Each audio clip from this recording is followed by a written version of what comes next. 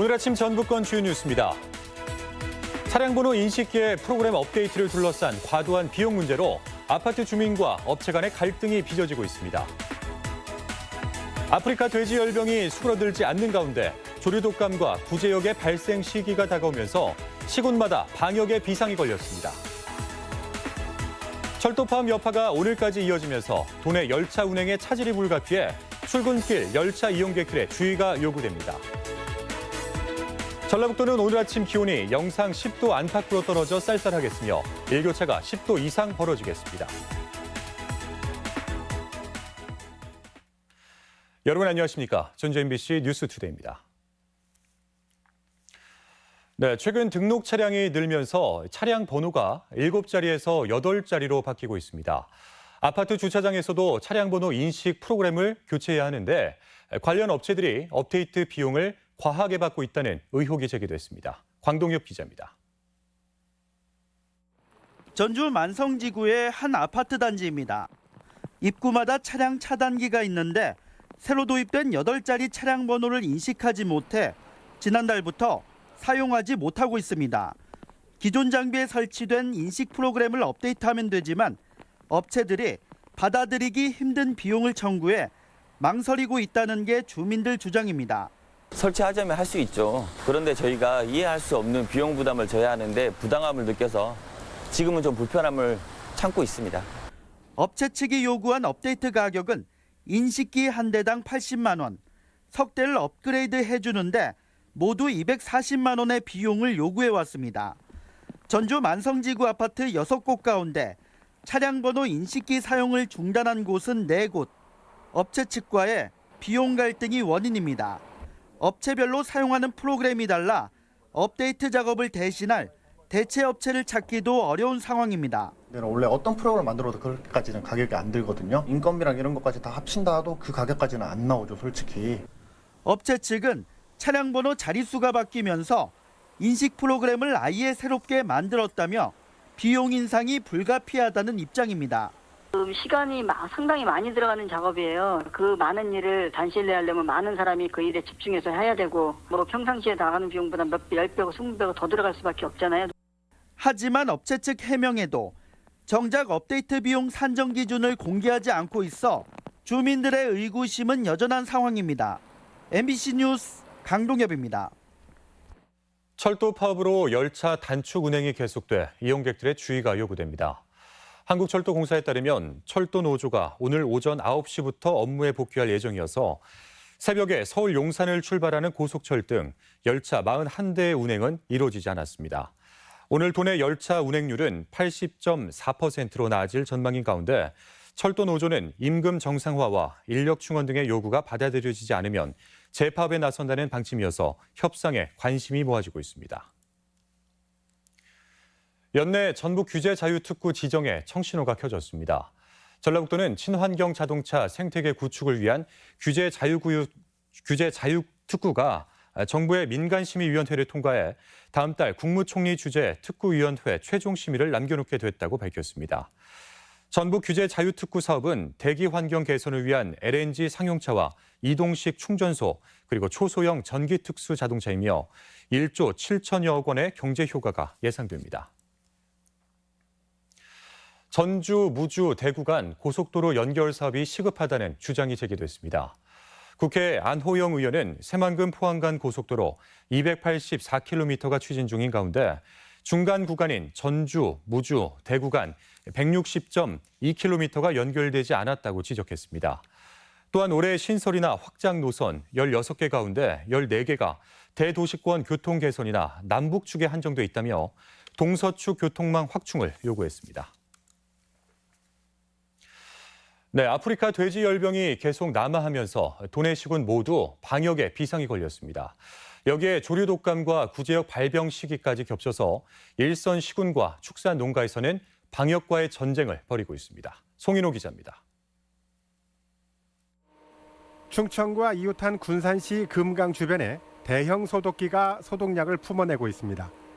돼지열병이 남하하고 있는 가운데 조류독감과 구제역 주의보까지 내려져 군산시와 익산시, 농협과 축협은 이달부터 공동 방제단을 구성하고 비상근무에 들어갔습니다. 특히 충남에서 돼지 열병 의심 신고가 발생하자 방재단은 1차 저지선을 금강으로 정하고 소독약 농도도 3배나 높였습니다. 금강을 넘으면 전북 지역은 물론 호남 지역 전역으로 피해가 확산될 수 있기 때문입니다. 금강 이남으로 지금 그 가축 전염병이 도래할 위험이 있기 때문에 돼지열병을 포함해서 AI라든가 구제액에 대한 방역 활동을 철저히 해 나가고 있습니다. 전북으로 오가는 모든 가축 관련 차량은 소독 증명서를 받은 경우에만 운행을 허가하는 등 방역과의 전쟁을 벌이고 있습니다. 하지만 축산 농가를 대상으로 직접 소독이나 예방 활동을 할 수 없어 주변 소독으로만 방역을 대체하고 있습니다. 감염 우려로 직접 확인도 불가능하기 때문에 축산 농가의 적극 참여를 당부했습니다. 아프리카 돼지 열병 발생 여부는 농가에 달려 있다고 봅니다. 소독을 철저히 해주시고 축사 내부에 들어갈 때는 반드시 장화를 가르 신고 또 손 씻기를. 축산당국은 농장 입구에 생석회를 깔아 방역 효과를 높이고 의심스러운 증상이 발생하면 즉시 관계 당국에 신고해 줄 것을 당부했습니다. MBC 뉴스 송윤호입니다. 아프리카 돼지열병을 막기 위해 야생 멧돼지 차단 방역이 강화됩니다. 전라북도는 경기와 강원에서 잡힌 야생 멧돼지에서 아프리카 돼지열병 양성 반응이 나옴에 따라 야생 멧돼지의 농장 출입을 막기 위해 유해 야생동물 피해 방지단을 운영합니다. 340여 명으로 구성된 방지단은 도내 전역에서 야생 멧돼지를 포획할 예정이며 한편 지금까지 검사된 도내 야생 멧돼지에서는 돼지열병 바이러스가 검출되지 않았습니다. 서울과 전북의 경제 격차가 갈수록 심화하는 것으로 나타났습니다. 국세청에 따르면 지난해 서울에서 징수한 세금은 86조 9천억 원으로 전국에서 가장 많았지만 전북은 2조 5천억 원으로 최하위에 머물러 격차가 34배나 벌어지는 것으로 집계됐습니다. 서울과 전북의 세수 격차는 2016년에는 28배, 2017년에는 30배, 그리고 지난해에는 34배로 해마다 증가하고 있습니다.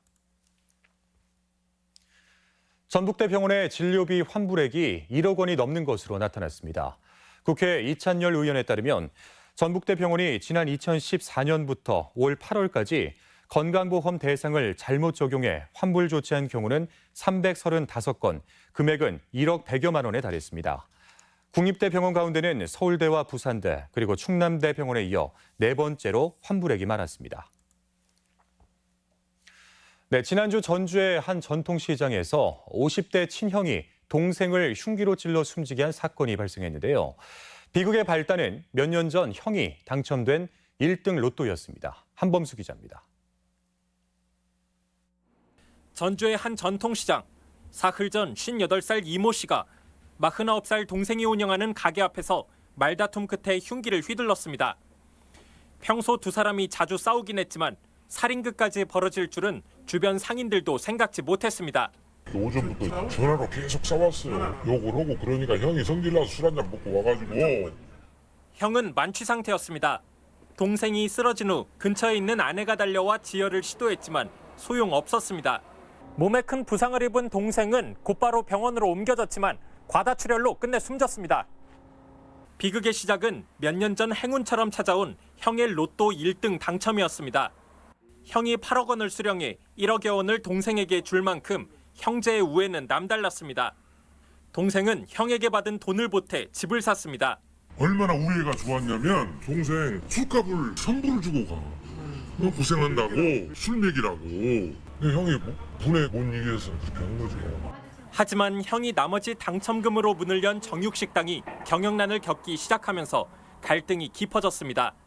동생은 집을 담보로 4,600만 원을 대출받아줬지만 형은 매달 이자 25만 원조차 내지 못할 만큼 사정이 나빠졌고 형제 간 싸움은 잦아졌습니다. 우발적으로 가야죠. 계획진 것은 미리 사전 준비하죠. 칼 준비하고 뭐 준비하고 그런 거잖아요. 근데 이거는 뭐 돈 문제로 이제 시비부터 가지고 하는 거잖아요.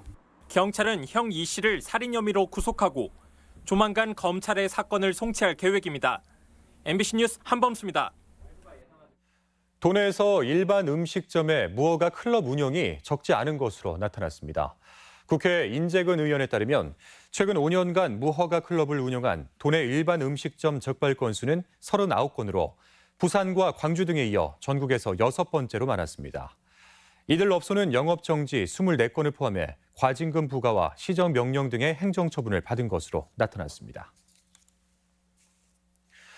전북 경찰관들이 자치경찰제에 대해서 부정적인 것으로 나타났습니다. 국회 김영우 의원은 자치경찰제에 대해서 도내 경찰관 460여 명을 조사한 결과 신분 변화에 대한 불안감으로 88.3%가 반대하는 것으로 집계됐다고 밝혔습니다. 전북경찰청은 직원들이 정확하게 제도를 알지 못한 부분이 있다며 간담회나 홍보 등의 노력을 이어가겠다는 입장입니다. 다른 지역의 뉴스를 전해드리는 시간, 오늘은 대전입니다. 인터넷에서 개인 방송을 진행하는 일명 유튜버가 초등학생 희망 직업에 오르고 또 최근에는 고소득을 올리는 직업으로 인식되고 있는데요. 이런 흐름 속에 딱딱한 직업으로 꼽히는 공무원들까지 유튜버로 변신해 활약하고 있다고 합니다. 김윤미 기자입니다. 시청에서 관용차로 쓰는 수소차 열쇠를 몰래 가져와 구석구석 살피며 소개하고 전국 최초로 관용차, 훔쳐 타기를 리뷰를 시작해보겠습니다. PC방에 놀러가 게임을 하거나 여기저기 다니며 먹는 방송, 일명 먹방을 찍습니다. 충주사랑 상품권 쓸 수 있나요? 네. 저거 하나에 콜라. 최근 올리는 영상마다 폭발적인 화제를 낳는 충주시의 공식 유튜브 영상입니다. 세련되지 않아서 더 재미있고 신선한 이른바 B급 감성을 살려 실제 공무원이 만든 홍보 영상으로 지역에서 생산되는 수소 전지나 지역 상품권의 편리함을 자연스레 담았습니다. 대부분의 사람들은 되게 좋아하시고요. 되게 너무 재밌다, 관공서답지 않다 이렇게 좋은 반응들을 보내주고 계십니다. 초등학생 희망 직업 5위에 올랐다는 발표에 고소득 직업으로도 떠오른 유튜버가 되기 위해 공무원들의 도전이 이어지고 있습니다. 천안시의 공튜버가 떴습니다의 첫 번째 타자 구블리입니다.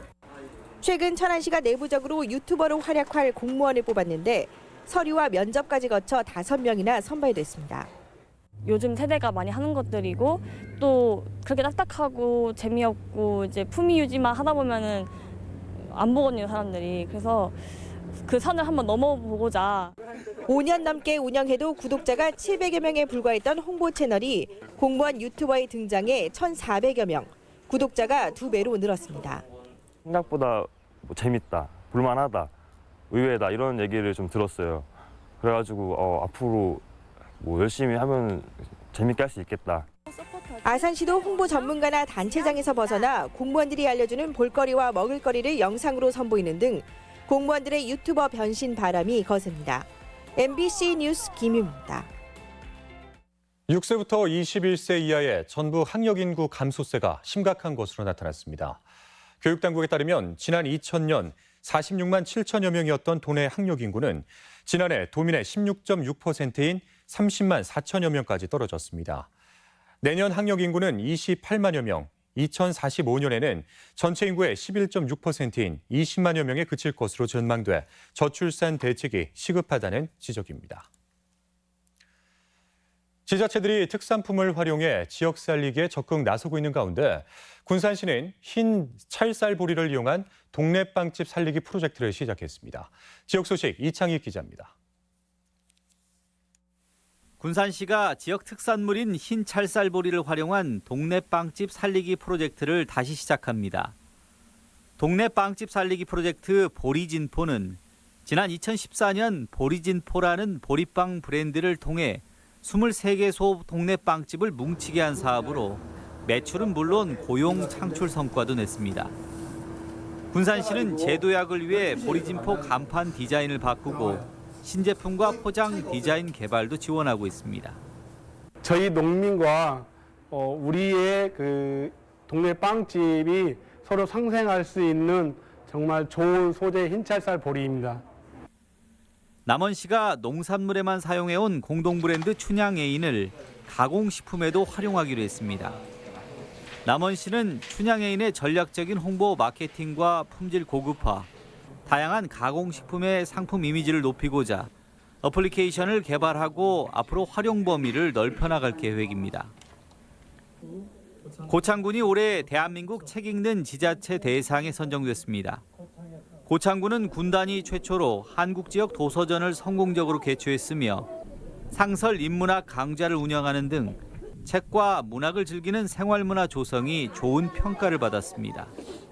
책을 통한 지역사회의 화합과 소통의 공간이 될 수 있도록 다양하고 전문적인 독서 문화 프로그램을 개발 운영하겠습니다.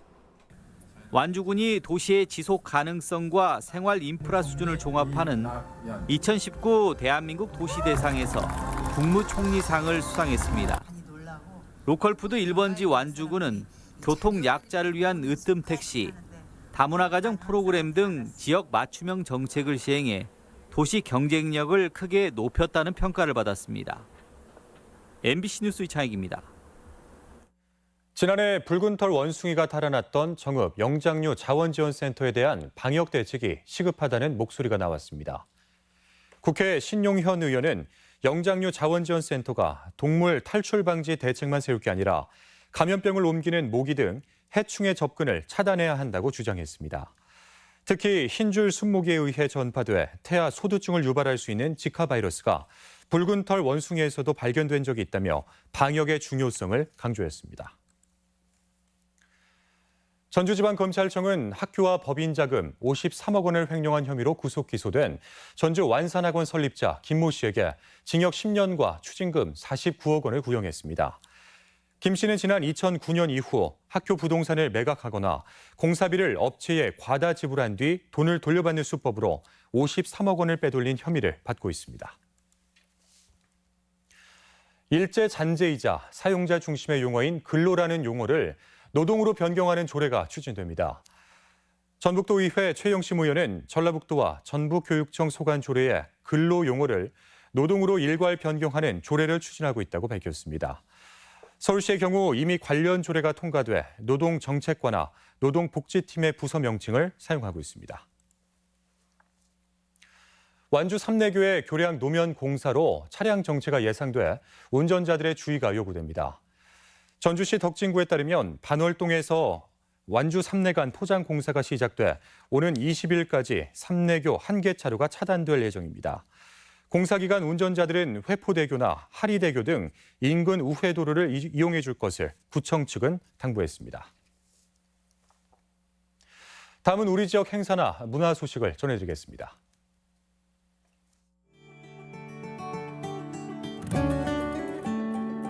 혼성 아카펠라 그룹 보이처의 가족 콘서트가 오늘 전주 덕진예술회관에서 열립니다. 군산시는 새아이 운영 문화재단과 내일 군산예술의 전당에서 시민과 함께하는 세상을 아름답게 하는 음악회를 엽니다. 최치원의 일생을 화려한 춤사위와 판소리로 구성한 정읍시립국악단의 창작 무용극이 19일과 20일 정읍사 예술회관에서 펼쳐집니다. 전라북도가 오늘부터 닷새간 도청 로비에서 무궁화를 활용한 작품을 전시합니다. 완주 시선아트센터가 오는 27일까지 시간이 들려주는 이야기를 주제로 조연동 개인전을 갖습니다. 국내 우수 종자를 전 세계에 알리는 국제 종자 박람회가 모레부터 사흘간 김제 민간 육종 연구단지 일원에서 개최됩니다. 국내외 창업 정보와 정책, 사례 등을 한 곳에 모아놓은 전라북도 창업대전이 모레 전주 화산체육관 일대에서 펼쳐집니다.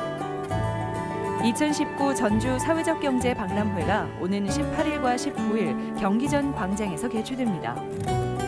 군산시 평생학습 한마당이 오늘부터 19일까지 근대 역사박물관 등지에서 열립니다. 국립임실호국원이 호국원에서 촬영한 작품을 대상으로 제5회 전국 사진 공모전 접수를 받습니다.